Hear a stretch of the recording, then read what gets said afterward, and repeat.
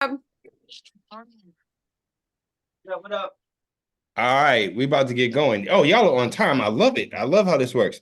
Okay, so this is the inaugural, the beginning of a continued series dealing with Black land ownership. And so I want to have a weekly meetup on Tuesdays, hopefully around 7 o'clock, where we can discuss what has been going on, what's going to be going on, any group projects we're doing, as well as like today, we can do like a catch up and I can let y'all know what we've been doing. Melissa can let you know what we've been doing, what we plan to do. And we can start getting through some of the ideas around like adult summer camp. Cause there are people here that I want to be involved with that. You know, Rob and I, we talked about yoga or some health and wellness stuff. Gravity, we haven't specifically discussed a particular week, but there are two or three things that I had in mind I want to talk to you about. And then I know, Melissa, you have some ideas, I have some ideas. And I'm still trying to, if y'all notice, Don up there is on the road. Don drives the country, and I'm trying to hop in the truck with him for a part of the road trip, but that's a whole nother thing. I gotta see more of the damn land. So real quick, can everyone go around and just say your name and favorite type of tree? And so Chris, and my favorite type of tree for right now will be the Douglas fir. It's not really. That's not the first one that came to mind. Douglas fir. All right. Mm, So, uh, Melissa, and for today, and since I was a child, when I was a child, actually, weeping willow. okay. Rob. Rob Lee, um, any tree that bears fruit. So really, mango tree, Julie mango tree. There we go. Gravity. I'm Gravity, and I like Weeping Willow too. What did you just say? I said I like Weeping Willows too. Oh, there we go. All right, Don, you got any for us? Oh, my tree is not a tree. I think it's a plant, but Don and marijuana. There we go. There we go. And off to the side, I have a guest over here, Ty, who will get to participate. He's playing StarCraft right now. You can go apple trees. I'm Johnny Appleseed. Tyrone Norris, Johnny Appleseed over here. We go into stamina though. What? I never get my government out. I know all the people watching this. They're after you. Yep, feds. Okay. All right. So Black oh, actually it is Black land ownership. But all right. So to begin Black land ownership, I think all y'all know what we're doing, so I don't have to go through the intro of it. But in how it's grown and in what we're going to be doing, I wanted to kind of reassess and to get an idea. Like all of y'all have been up to the property. And so you already know then that in the past year, we have been doing more work on the 22-acre property in Richfield Springs. We have explored and now like got a much better understanding of the 15-acre conservation property in Fly Creek, and we have begun our relationship with the USDA. Hopefully we can get into our actual conservation program in the upcoming year. With the we bought two properties in Arkansas that are each half an acre. So we have a total of 1 acre of land in Arkansas. If anyone wants to take a road trip, holler, we need to go visit it. We'd like to turn that into a sculpture garden and place for a community food market, produce market, once we can get that going. And then we purchased a 10-acre wildlife property down in Mississippi. And so if anyone wants to go down there, we might have to fly, take a boat to get to the property. It is inaccessible by land. And so we have to take like a boat or something, hire, charter some fishing person to take us to try to find it. And that's its own adventure. We can make a movie of us trying to find the property in the swamps of Mississippi. Could be a good movie, could be a bad one. So that's like what's happened with us in the land. In the upcoming year, there's a bunch going on. Now, Melissa, would you like to update a little bit of what we have been doing? Yeah, well, just to add a couple things to your update, I think it's important to say that the 10 acres in Mississippi is part of our conservation leg. And makes that's correct, right, Chris? Is that it's Right. not an easement? It is an easement.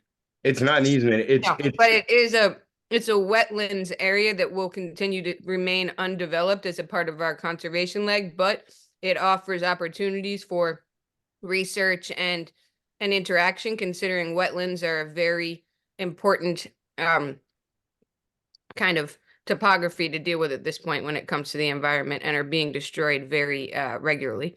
So just to add that. We also have an apiary. Some of you have seen, and also not everybody here has been up because Isaac hasn't been up. Tyrone hasn't been up. Claude is here now and hasn't been up yet, but knows a lot about our background and has helped a lot in talking through things with us. So there are some newcomers. I would also add that there was one other thing that was important for me to add here. Well, the Black Land Ownership Office, which is also Gamba Forest, is also now a one-room schoolhouse. We're building education initiatives so that we can bring urban youth up to our, or just youth from cities, essentially, provide more access and bring them to the Eco Hub.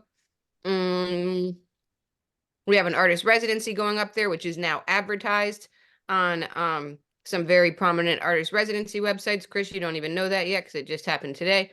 As well as we are fundraising for a woman owned.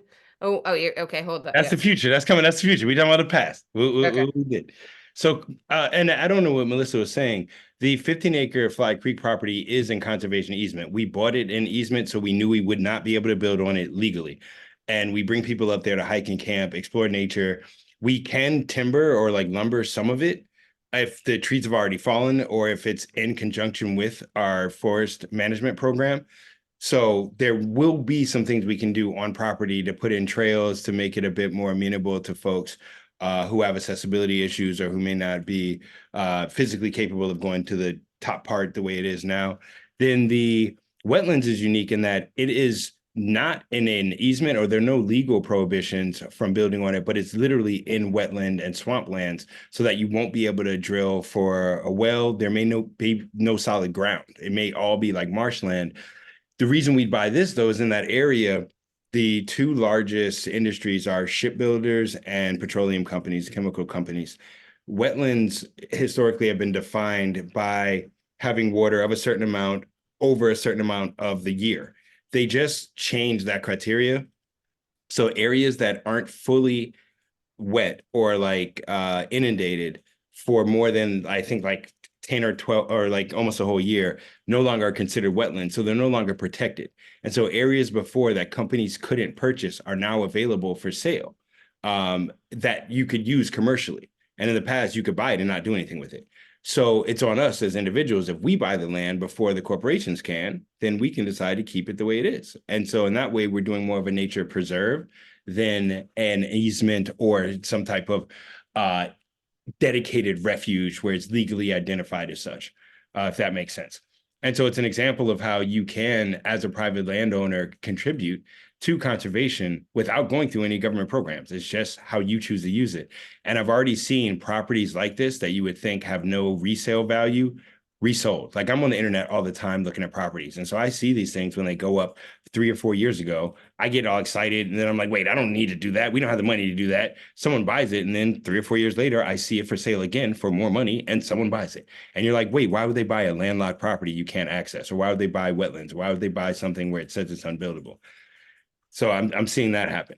And so I want to say thank you to all the people that have come up. Like Rob, you came up, Gravity, you came up, Don, you dropped by, Claude, you've been instrumental when we first started talking about this idea and helping us identify where our strong points might be or where we may have more or less interest. And more has come of this than I ever would have guessed, like already. And so I want to say thank you to everybody. And in moving kind of forward, wanted to give y'all an idea. What are you going to say, Melissa? Oh, just one other update that I think is important. Chris has been on the phone tirelessly with land trusts all over the country, and the Land Trust Alliance, which is a huge network of lands that we've also been having a lot of, because of his communication with them, we've built a kind of new community within that can help support. And also, Chris is also working with an environmental organization up near us, where we are, where the Eco Hub is, and that is also helping with a lot of connections. So just a little shout out there because that's important as well. And he just presented at an awesome conference that was a lot of conservationists and land trust people and funders around what Black land ownership is and what we're doing, and that was also very fruitful. Yeah, I would before I want to take out some questions or like if there are things you're all experience I want to know like what we've done in the past versus what we're about to do before I go into like what we're planning. And I'll say like we are in a pretty specific track when it comes to land ownership in rural areas. There are a number of needs. Some of it would be housing, and we're not in a position to be providing like multifamily housing at this point or buying like apartment complexes. You can get into farming and agriculture. And depending on what scale, you're talking about hundreds of thousands of dollars of investment past the property.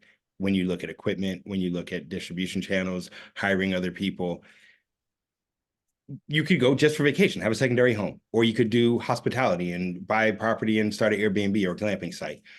For me, we've really, I think, drilled in on conservation and artist human health experience use. And so like being a bed and breakfast wouldn't be fun in the same way as inviting our friends and then having like art events or how to use the tools or fill in the blank of those and the conservation part. And so I any info I have is relatively specific so that if you're thinking or you're interested in doing a farm, the base level of what I'm talking about applies. If you're thinking about doing a bed and breakfast, the base level applies. But I'm pretty specific that what we're doing financially makes sense if you're interested in conservation. And when I say you can get property for $10,000, $15,000, that's if you're talking conservation. If you're talking about start a farm, I'm not saying you can do that for $15,000 or $20,000. If you want to start a food stand, and maybe, but those are two different things. Does that make sense to everybody? So, all right. So out of the people here, I already know a little bit, but Rob, Gravity, Don, Claude, if you're interested, what are your interests in land ownership? And it could only, 2, 3 sentences. You don't have to go into the full, like deep, but just give me. And Isaac, if you're down in the background, if you have an interest in land ownership, especially in rural areas, I'd love to hear your opinion also. I was just cleaning up my house. All right, cool. I told Rob he could just tap in with you while he's here. I got to do some stuff. But definitely, number one thing about land ownership in rural area is mental health of not being in the city 24/7. So whether being able to camp, whether being able to have a little cabin, housing, residency, or whatever, just being out the city. Secondary, I always think about just space to do what we do, create, to showcase work. Museums, we need a warehouse where we could just showcase all the art that we have. So just a big space in the middle of anywhere. Yo, what is the fact you hit me with that I thought was unbelievable? In New York, there's no what? No black museum, no museum for black. No African American museum. They're all in Baltimore, DC, down south, New York City, New York State doesn't have one dedicated. It does. It's on 110. 110 is the better. That's not a real museum. The African Center. Yeah. It's not. It's not. Yeah, I worked there. But I think the principle wise, though, if that's something that could be done with land, and whether it's indoor and outdoor hybrid scenario, there are some sites like the John Brown Farm where they celebrate the free Africans that were granted land during that time period, but the farm itself was owned by a white guy. And so the museum itself celebrates the history of Africans and African Americans in upstate New York and the Adirondacks. But again, it's owned and facilitated by non-Black folks. Amy, Don, or Claude, any thoughts or statements?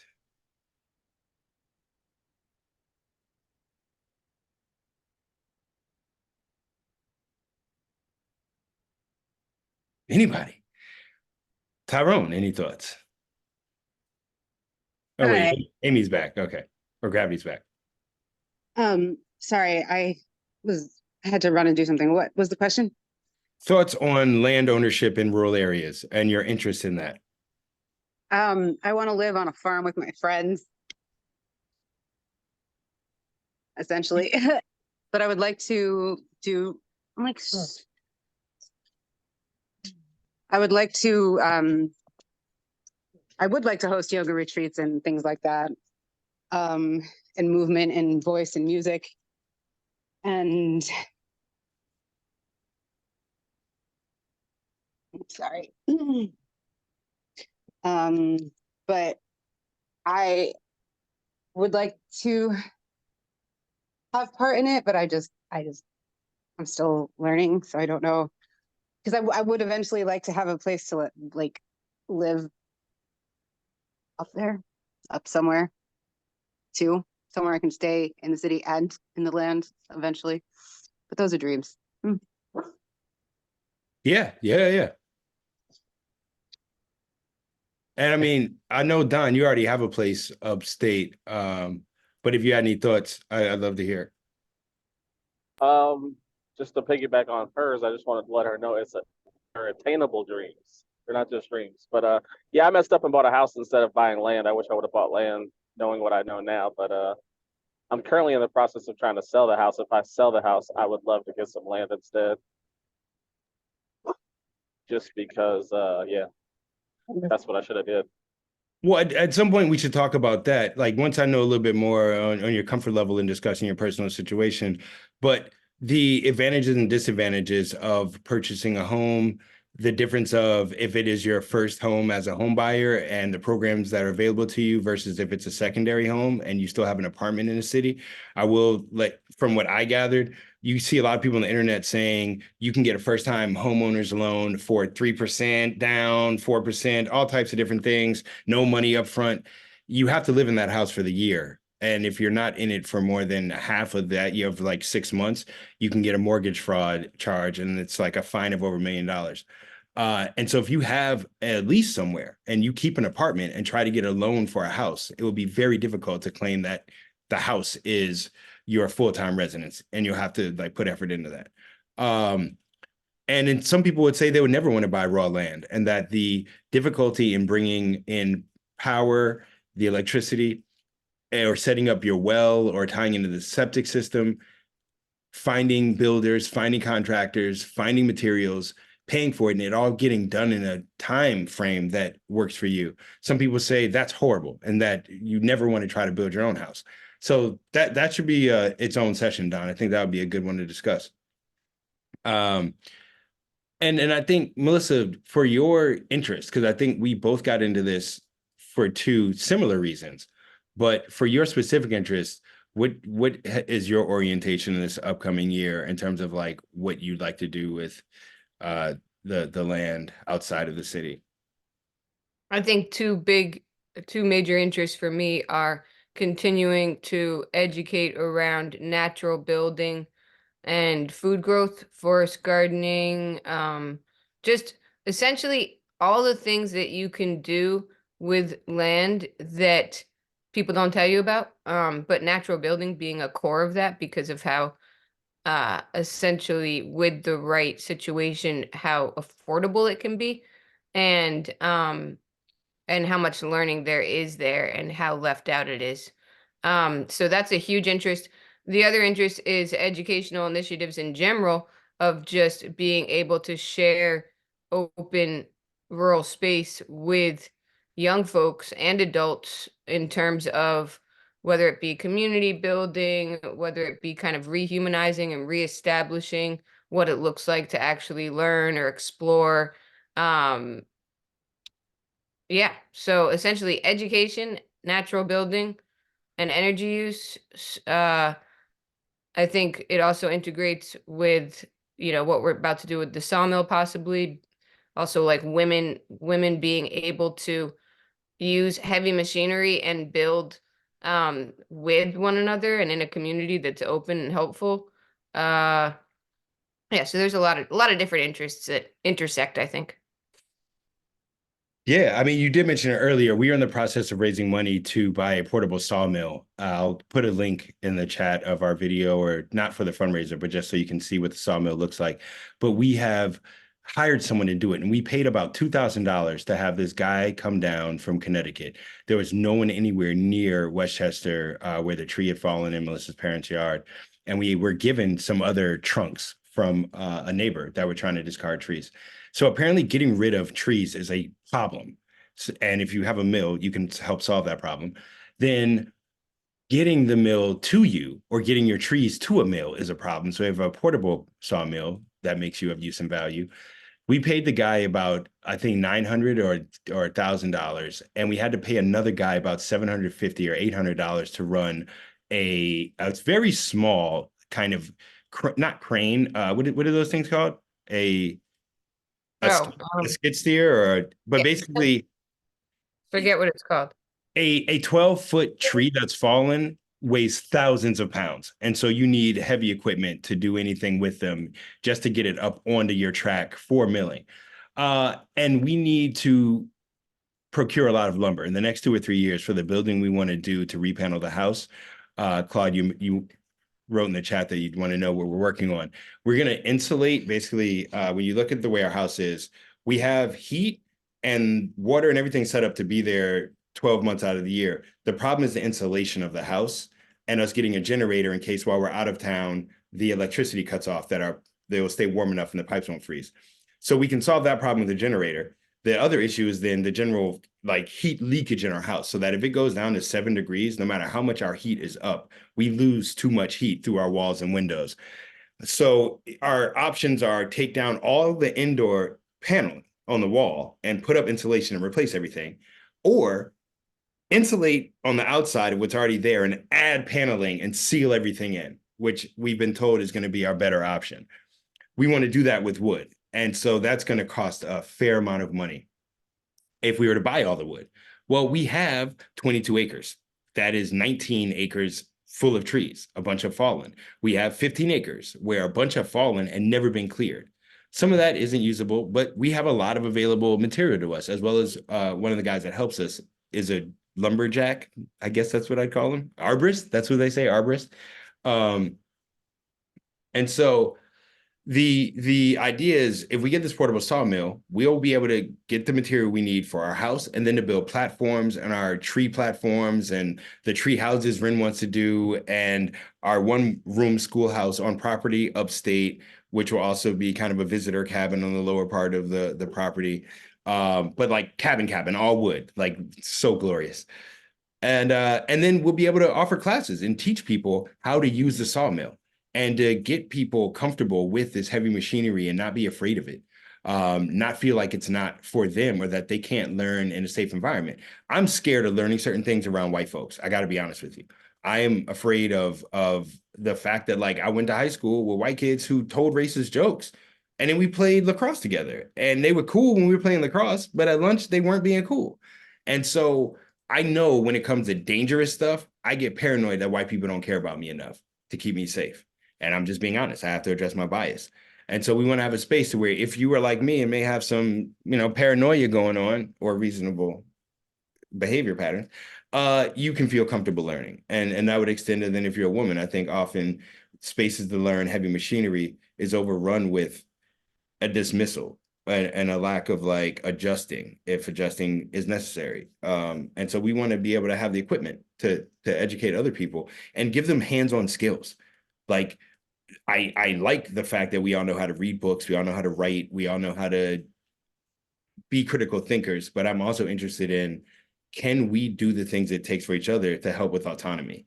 And so in this next year, for me, most of my focus is on autonomy and what it takes so that we have a better understanding of how we can grow more food. I'm not saying all of the food we ever eat, but more of our food is from people, from us or people we know. More of the beef or the meat we're getting is from farmers and people we know where they know the butcher, where the materials we're using around the house, we know what's in them.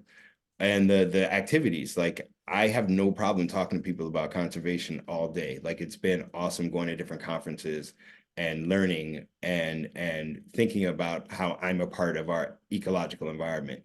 So I think our pursuits for me in this year are trying to hone in on those and finish what we started, like buying that property itself. Like we have 5 properties, like we got a lot going on. But summer camp for adults. Melissa, would you like to talk about summer camp for adults, your writing workshop? Sure. I was trying to upload some more pictures. I'll get you what the property looks like Melissa momentarily. doesn't take pictures of the house because she doesn't like that it's a single wide trailer with an ugly paint job, which is why we put in work on it this summer. Yes, but I do have some that Chris took that look nice. But either way, you can I think see it's glorious. the layout of the property. And so what was the question you were asking? What summer camp for adults? Yes. Did we get to summer camp for adults? Okay. So I am interested. I Oh mean, wait, should we open up questions about sawmill first, then go to summer camp for adults? I thought we were at the sawmill and the Okay. building part. Okay, so sawmill and building. Any questions? That's interesting. Is anybody curious how two people that have never used a sawmill are going to figure it out and what the community work will look like? Because I think that's an interesting question. Um, I actually have a couple questions about the whole sawmill thing, if I Yeah. can, if it's okay. yeah. So I heard y'all talking about the sawmill for a little while now.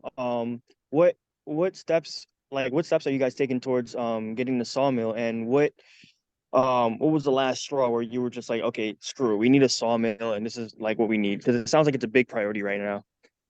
I can start and Chris can fill in what I missed, but I think essentially, well, what are we doing to try and get a sawmill? We have about $4,000 saved towards the project. Nice. We're fundraising.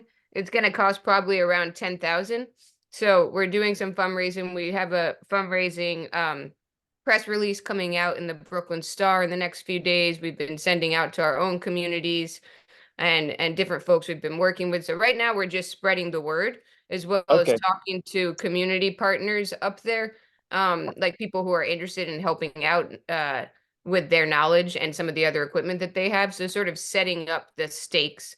And I'd say to the second part of the question of why were we all of a sudden like sawmill? Well, wood is extremely expensive, which is another reason why I'm very interested in natural building, but also it's disturbing when natural resources become commodified to the point where people can't afford them, and so certain groups are just left to basically, to anyone who doesn't have like a six-figure job is basically left to, and even if you have a six-figure job, but left to be work with toxic materials because natural materials are kind of starting to slowly be commodified to the point that they're unaffordable.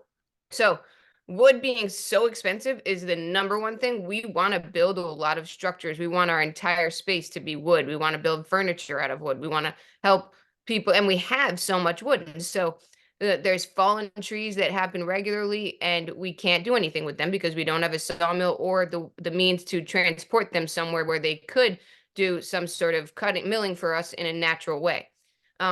We also have to take down certain trees in order to support forest growth. So every year there's a certain amount of trees that we're going to need to take down. If we don't have anywhere to mill them, we basically end up just getting someone to take a bunch of money off of our hands.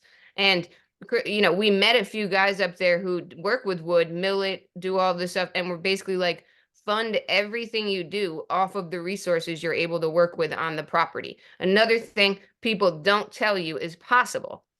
And so what makes it hard is that finding the equipment to utilize. But if you build community in a space and if you are able to put your money towards that, right? A lot of people add $10,000 to their mortgages, for example, because they know they're going to have to build a bathroom.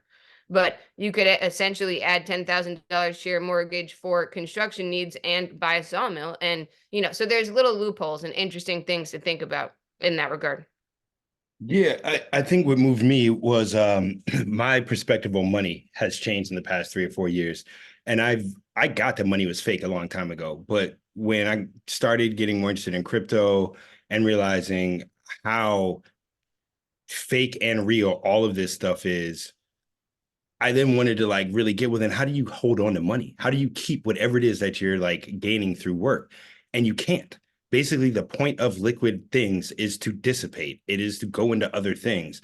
And I so mean, yeah, if you keep an abundance mindset with like money, you can't like hold on to it so much because it have a use. Like we don't live in a bartering system anymore, so it is like we can talk about the abstract way of money, but like in a real sense, it does enable you to do a lot of things. And I'm starting to see what you're talking about with the getting a sawmill and all that. yeah, and so right now, most of my money, I want it to go into things that either don't lose money or create money. And that could be then merchandise to sell. So when I get paid, I usually buy sweatshirts or I buy something I can resell. But even that isn't making money. That's like a weird, I now have to spend more money to market and hope that there is a market for the product I'm selling, and it's entertainment based. What makes money? things that produce useful goods. And so like getting a sawmill when we want to make furniture makes me money. Like literally is how I can make money, and it saves me money when I need to do other stuff that I'm not selling. The equipment itself, you buy them for $8,000, you can resell them for $6,000 a number of years later. It does not have a horrible depreciation value. The skill set that I learned, I've never worked with this size equipment. It is frightening. It is loud. It requires you to know a bit about mechanics because when they stop working properly, most likely you have to fix certain parts of it yourself. You have to put it together yourself.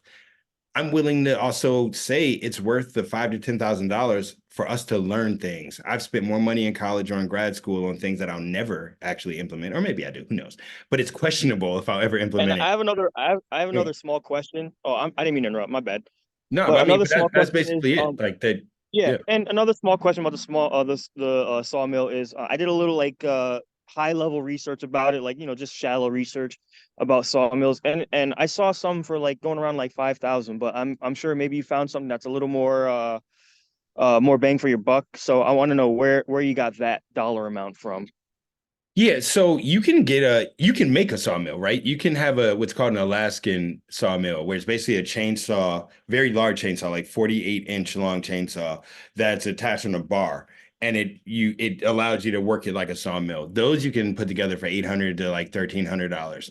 They usually break apart your chainsaw. They're very difficult to manage, and over time, it's bad for you. Like they're hard on your body. The intro level portable sawmills are at about like 2,000, 2,500, but they're only going to do pieces that are this large in diameter, right? Like 12 inches, 15 inches. And as you go up in size, as you go up in horsepower and motor, you can go from 9 horsepower, 12, 14. You can keep going up higher than that. You can use ones that are manual push, ones that are automated push, pneumatic or hydro, what do you call those? Uh, the air compression type of hydraulic pumps that move the logs. Those are $20,000, Okay, $30,000. okay. Long story short, you've done your research. Yeah, and so what we're Yeah, going for is one that is large enough to handle what we're going to have on property, but also manages what Melissa said is how do you move the tree? Once you get right, into those saws that get up into $15,000, you're dealing with trees so heavy that you need other equipment for real, for real. With some of right. the ones we're looking at that are about 5 to 7,000, the trailer so that they become portable is another 2,000. The additional uh, blades are, $400. So the saw itself that we're going to get is probably between 5 and 7. But once you add the other elements and the shipping, we're at about 10,000. The ones that are at about 10,000, those can do trees that are 3 feet in diameter. And you need like a crane, like you need like real equipment for like an 8,000 pound tree. But I did look. I called my homeboy Alan, who's worked in forestry for the past like 30 years, and he gave me a rundown of quality versus hype marketing versus never use this. And then our other friend, our neighbor, Larry, has worked in construction and wood for about 20, 25 years. And I sent him the note like, hey, I'm thinking about getting this saw. What do you think? And he's like, don't get a saw, get a tractor.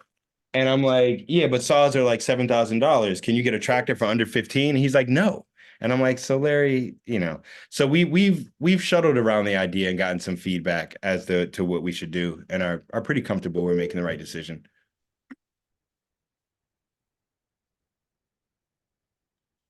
Any other questions? I'm excited to build stuff with it. I mean, that's the other thing. When we get this, we can make like the 8x8 beams, like the joints that go in people's houses that when you go in, you're like, son, how'd you get that? They don't sell that at Home Depot, or if they do, it's 1,000. It's you came to us, came up to Chisels and Ginger. Get the U-Haul. You going home with something beautiful. Um, and I think the actual working with community and being an educational space, we're going to have some equipment that other people don't have. Like other people have tractors, other people have farm equipment, other people have certain things. But if we're the only ones local with that portable sawmill, we can also do some outreach with some of the trade schools and the BOCES. Yeah, And that makes sense because what you're talking about with the school, like you can teach like woodworking and stuff like that, and it can be like self financing in a way. So I hear what you're saying. That makes a lot of sense. Also, you made a good point about having equipment that someone else doesn't have. You're making yourself very indisposable to said community. Yeah. What you just said something about our friend Alan. He was basically like, yo, if the mill costs you $7,000, we'll go mark your property. I'll go talk to my friends. We take out this many trees. That's half the cost right there. And you won't even notice those trees are gone. If you're actually trying to do some clearing, then we can go just pick out some trees and you'll cover the cost without doing anything. Now we're trying to be careful about what we take down on the property. But when you have 22 acres, if you take down 3 trees per acre, you can take 40 or 50 trees and you're not going to notice 2 trees gone per acre, much. And if anything, it opens up the floor for more ground cover to grow, and then that provides space for the birds to fly in and nest, and we'll get into that later. And for Claude and Terrence and a few other people, there's some bunch of pictures in the chat now. I found a whole bunch to put in. Try to find some of the outside of the house, DK. I did. I put in a nice one of the outside of the house that you got from above. Take a look. I meant from where you can see the house. You Like where can't. you can see the whole house. If we That's have the whole house. Do you see it? Can you go scroll up? I'll be more specific. From the front of the house where it's not blocked by trees and shrubbery, where you can see like the whole house. We have some from I don't. This is the only picture of the house I have. You might have those. Okay, I'll try to find out the other one. But yeah, any other questions on the sawmill? Would any of y'all take interest if we do host a workshop? Would any of y'all try to learn how to use this thing? Yeah, no? Yes. I Yes. tried to talk before. I didn't realize I was muted, but yes, I want to. That's another thing I want to do. I do want to learn how to do all the outdoorsy stuff, and I want to build. I don't want to just live at the place. I do want to help build whatever place I'm at too, essentially. But yeah, I want to learn how to do all the things carefully. What's that? Someone else, you going to say something? Go ahead. I was going to say, like, when I met Melissa and she was like, yo, my dad built his house, I was like, this is a lie. And 3 seconds later, she was like, no, for real, he did. He and my mom built the house. They got pictures, did it. And I'm like, she's lying right now. People don't build their own houses. And then I'm like, well, y'all live out in the cut, so maybe. But then she kept talking. I'm like, no, that's the suburbs, though. They don't build houses in the suburbs. Like, there's no way. And then I went to the house and I was like, humans can't do this. Like, you need machines and crews and this and that and da-da-da. And her dad makes it very clear that they built the house, and he shows you pictures and he talks about it. And like, nah, this cat built this house with his wife. And if you talk to the mom, it's like she built the house with her husband and their kids were there and watch it happen. I'm so interested in inspiring people to do that. And that means most people I'd be talking to won't be living in cities because it's really hard to build your own house like yourself in a city and all the paperwork. But the hype and the confidence that once you see like we can build our own houses, that all this stuff around us is just another person's creative energy, it for me has changed my life and given me a lot more power. Like not but like internal sense of like, dog, we just need to know how. And so I think having the sawmill starts us on smaller projects. And we're going to be doing this upstate New York, but we are now linked with some folks in Georgia, some folks in Alabama, and some folks down south that are part of Black forestry and Black land stewardship organizations. And a bunch of them are foresters. They're outdoorsy. They have schools and classes where as long as you can get there, you can stay for free. The sawmill home building program, and so a part of me is like, this is growing into a problem in that I am going to be the person that won't be able to shut up about like, yo, we can do this shit ourselves. And the only way I'd ever be able to tell people that that's true is if we did it. And if I'm working with other people to do it, and that it's not about me, it's watching other people are also able to do it. And having that sawmill starts the process of, what's the real from in the ground to someone can sleep in it. And if we don't have the mill, we don't have the things, we never really get to see it. So that's exciting to me. and in an on the ground way. I've for so much of my life, it's been let's talk about stuff. And I don't really want to make decisions on the ground because I can't tell you how to solve homelessness. I don't know. Let everyone do all the drugs. No, make all the drugs illegal. I don't know. This I can actually say on the ground. I get this. And one of the things I I like just, that. oh, go ahead, go ahead. No, I like that. Like you're taking this and you're taking it from being an abstract idea to being something real. I just wanted to share that. I like that. Yeah, and I think just to add one important thing for me was that when we did the Cobb kitchen outside last summer, it was 15 people up on the land building that for over a 5-day period. And that happens at many there are a bunch of spaces, not I shouldn't say a lot, but there's a okay amount of spaces where people have eco hubs or farms or workshop on the land hubs, and they're doing natural building where in 5 days they construct a tiny home with 15 people who actually pay to come learn how to do it. And so it helps also afford the space, but this community model of building is definitely interesting to me too. I think the idea of like two people doing certain things is possible, but it's much more realistic when you have a lot of hands involved and people are getting to enjoy something together and see the outcomes. And then when they need something like that in their space, we get the people together again and go over. And that's a different model for looking at building that's happening in many parts of the world, not here in the United States, but as much. Yeah, I just posted a photo of the property where you can see the house and you can kind of get an idea of how we're going to repanel. We're going to basically make it look wood around the whole thing so it's not yellow anymore. We've already done some work on properties. So like Melissa posted earlier, there's a outdoor oven in the front of the property now. We cleaned up a lot of the stuff around and have set up like wood piles. We actually have the flower, everything is blossoming. But we're going to have to build some more on the property in order to accommodate the sawmill. We'll probably have to build a space or somewhere to hold the wood that we end up milling and somewhere to store the mill when it's raining or snowing. We also have the advantage, though, of our friends Alan and Larry have both been like, you can leave the thing with us. Like we have spaces. We have room on our property. So it's a community activity. And I know they're going to want to use it. They're going to help teach us how to use it. This partially came up because one of our neighbors was like, I'm thinking about going up on a sawmill. Would you want to partner? And I was like, how much? No, we got too much money to spend. And then 6 months later, I texted him like, hey, remember that sawmill you were talking about? I'm super interested. And I think his life moved in a direction where he's like, nope, I just redid my roof. I'm good on the sawmill right now. And so we put it to the side for a while and now it's come back. But it does tie into then that communal work and what we can do with them.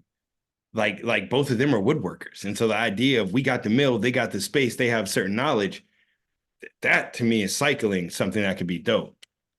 And if you come up, you'll see the Amish. You'll see like when we had to do Alan's roof, and there were 5 or 6 Amish guys when we got there. We showed up. They did not need our help because we don't know what we're doing. But we watched 6, 7 people finish 3/4 of a whole roof just in one day. You can get stuff done when you work together. So I'm excited to see that if we have the equipment. I was watching a thing. Somebody was saying how, like, in certain cultures, like when newlyweds get married, the community will build a house for them, and it's better than the houses in America. Mm-hmm, mm-hmm.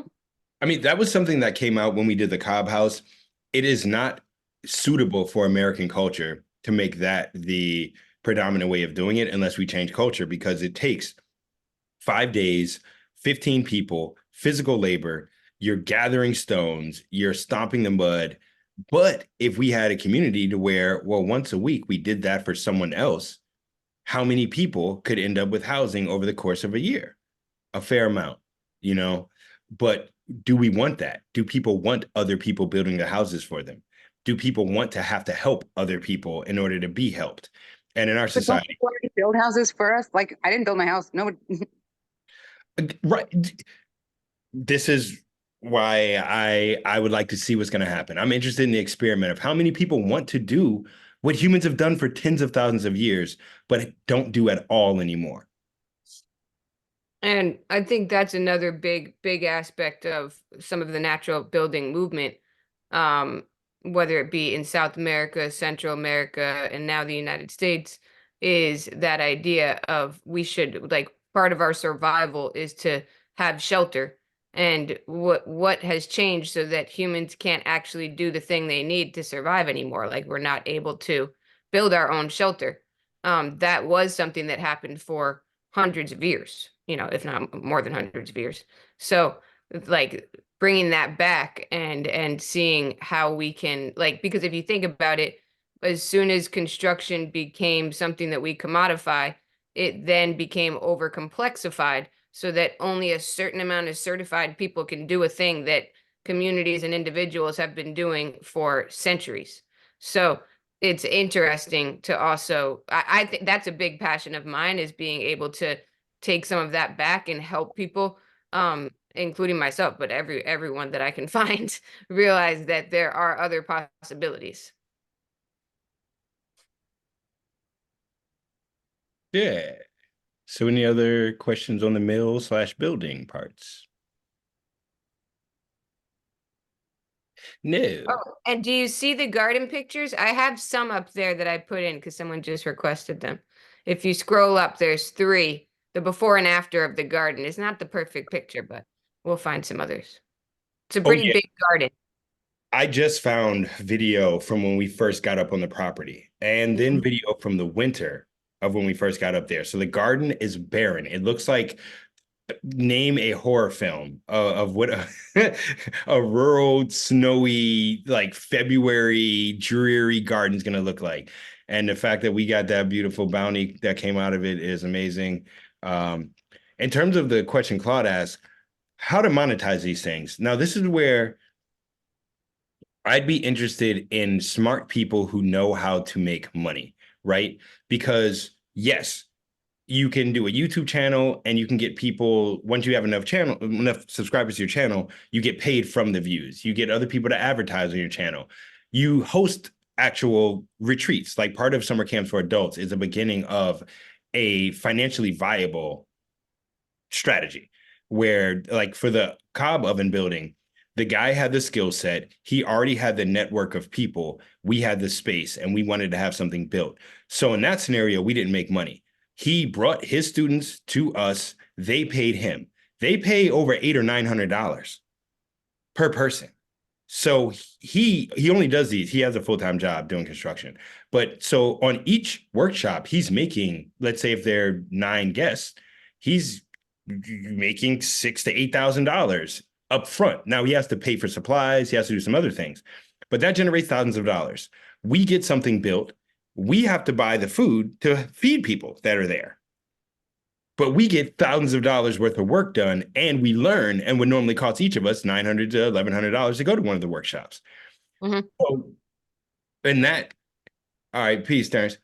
So in that capacity, the workshops themselves make money. Then there's monetizing the class aspect of it, or if we were to document the workshop and sell access to that information or that content, that's another option.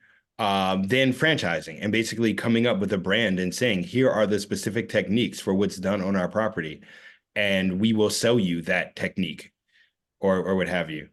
But I have to be honest and say that, yes, I know that every single thing we're doing can be monetized, but that's not my strong point. And that's where we need a smart person who's good at generating revenue ethically.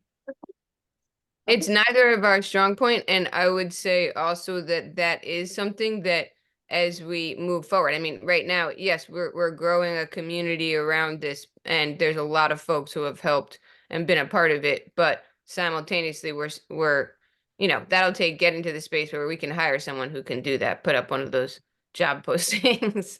We need the developers or whatever you call them, marketers, I don't know. Yeah, I think part of summer camp for adults starts that process.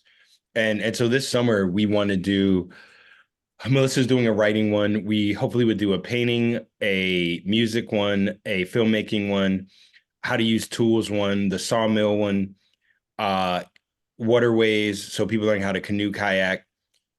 I think there'll probably be a gardening one or something around Yeah, soils and gardens and flora and fauna. Yeah, and so if we get those up and running and do them properly, I'd like them to be 5-day events where the people that attend get 2 meals included in the cost of coming together. We eat 2 meals together, or maybe 3, depending on what Melissa would want to do. And all this is just an idea. You can, I have not cleared this with Melissa. And you say 2 meals, you mean a day or a week? Yeah, a day. Like Yeah. I really enjoyed with the oven making. We ate breakfast together, we ate lunch together, we worked together in between, we worked together afterwards, we ate dinner together, and then people did whatever they wanted afterwards. But that kind of solidarity and that in a way forced continuity of engagement, I found to be really unique. And that when I travel and when I'm with groups of people, usually they're running around doing whatever they want in the morning. They're not really cohesive when they work together in between. Everyone's kind of on their own schedule, coming up with their own things. So I liked that concerted idea of we're here to build this. We're not here to do that other stuff. And so I think if we get the summer camps up and running, those become viable, like financially. I've looked into some of the other entities that do clubs or hiking clubs or camping clubs or adult vacations. People pay lots of money for those things. And we don't necessarily need to then charge as much as those other entities because we've done so much of the community building that we didn't have the upfront cost of the millions of dollars to establish the activities. And the other thing now that you got me thinking about is we now have some corporations that want to do their retreats with us. In this case, not for profit entities. So the American Forestry Foundation is going to come up and they want to host something on our property. In the future, we'll be able to have like an actual fee for that. This is our first time doing it, so we don't want to charge them. And then there's another I can't remember the name of it, but there's another not-for-profit based out of Massachusetts that wants to come do their retreats with us. And I know corporations pay lots of money for their corporate retreats and DEI workshops on site. That's Satan. Yeah. We met a young person whose real name is Satan, but their Instagram page is Satan/Satan. But they're conservationists. They're punk aesthetic and heart, but now a 30-year-old trying to change the world. I love it. Yeah, so I think that's also why we need to get this infrastructure together and a schedule of how we run stuff on the property that will help us I think be able to generate more consistent revenue. Relying on donations won't work. Like as a long-term plan, definitely won't work. But we also have to put in more money before it can become financially viable, if that makes any sense. Other than the property, I will say that. And since we have been totally transparent this entire time, I'm going to screenshot this for y'all. The properties was listed at 138 or something like that. And we included the closing costs and the taxes and some other things in our mortgage, so that basically we acted as if the cost of the property was 150. It was 149, yeah, with everything. And so I just posted here, the value has gone up to 181. Now, this doesn't include the improvements we made. I can show you, I have video of when we moved in the house, what inside looked like. Oh, Yeah. All it right. was so crazy. I wasn't even sure we could possibly do it. And we You said no. You said the initial answer was if you can figure out how to get that trailer removed, we can talk about the property. I didn't like it either, so I'm not even gonna front Yeah, like we were both on the same page here. yeah, we were both like, that's crazy. Chris was able to see past it before me, but I'm very happy that, there was something about the property that was so special and amazing and just like luscious that I was like, well, we both were like, well, and it had lake access and, a lot of positives. And now knowing so much more, I'm so happy that we did keep the structure because we have been able to do cool stuff on the inside. And I think it's a great starting point for people that, building a structure from the ground up that's to that size, it's one thing if it's like a one-room studio out of wood with no insulation, but if we're talking about like, that's tougher. So being able to work with this structure and play with different building techniques while also making it look really cool is actually a great starter point, in my opinion. Yeah, and shout out to Gravity for helping us pull up little pieces of carpet. One of the worst Oh things about the my place God. is they had And these stapled. carpets from 1986 that were stapled, but they used these tiny staples that when you pull the carpet up, the staples wouldn't come out and kept in these tiny little notches of fabric. And you had to go in with needle nose pliers and individually remove the fabric and then remove the staple. So Gravity helped us with that. But when you see those pictures that are up here of the all white inside and the blue wall, it did not look like that when we moved in. So if our appraisal is at 181 now, that's based on how it looked.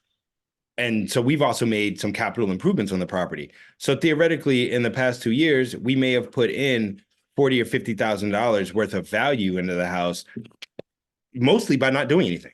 By just waiting, the value went up 30,000, and the changes we've made might have increased the value, who knows how much. And that's the other part of this, that if we can generate revenue while we are paying off the mortgage or until we can figure out how to raise enough money to pay off the mortgage, then after that, it's just profit. And this turns into our job. And so for me, getting this mortgage paid off so that I don't have any necessary bills other than healthcare or a car or something like that turns the activity on the property into business work, not just sustaining the property itself. And so I'm eager to figure out how to move more in that direction. Yeah, so I mean, I think we did a good hour. That's more y'all showed up than I expected. I'm glad we got a little review into what we've done, what we're gonna do. You get to see some photos. We get to see it's real.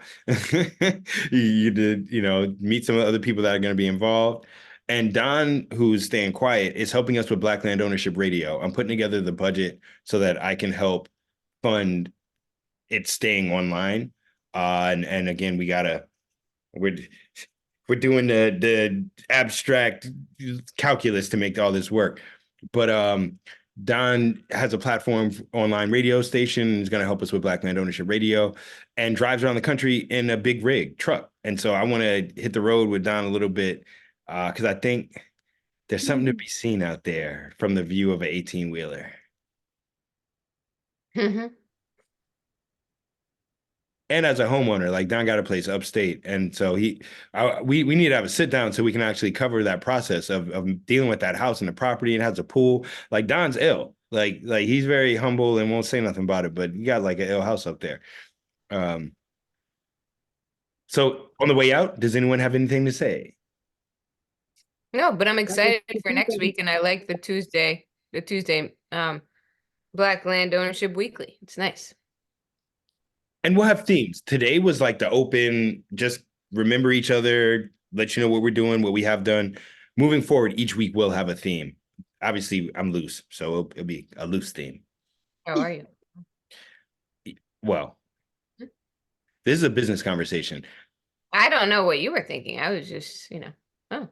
How will we hear about programs that are up and coming? Claude, I'm glad you asked that. We are now, after, how old am I? Prehistoric? I'm Precambrian. Am I from the Cretaceous era? Finally, we're making an email list that we'll actually keep track of outside of like the Google thing, like an actual MailChimp, like mail list. So if you want to know what's coming up, Claude, send us a little note or send me a note with which email you'd want us to use. We won't be spamming you. We won't be sending out stuff every day, but for like updates. Like once a month, a nice newsletter with updates, possibly. Somewhere between once a week. Maybe once a week. We'll see. So, and Claude, did you receive our first newsletter with our update with the sawmill? You might have been on our list already. I'm not sure. But yeah, we're taking the email list more serious. We have your email. And we're going to do some more meetups. I think in our first year, we of trying to organize, we did a lot of meetups in person. And then pandemic hit, and then we started doing more upstate.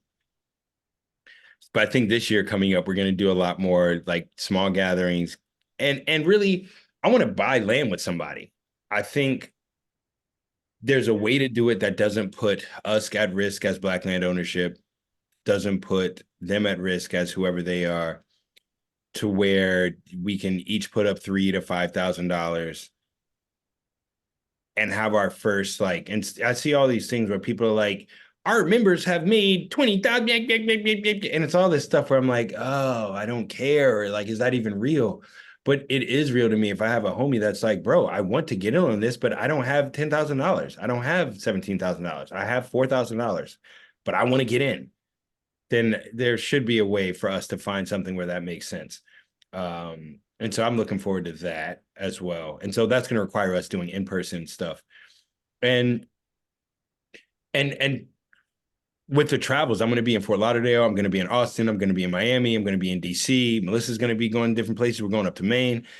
We need to have in-person meetups with folks and start having this real life.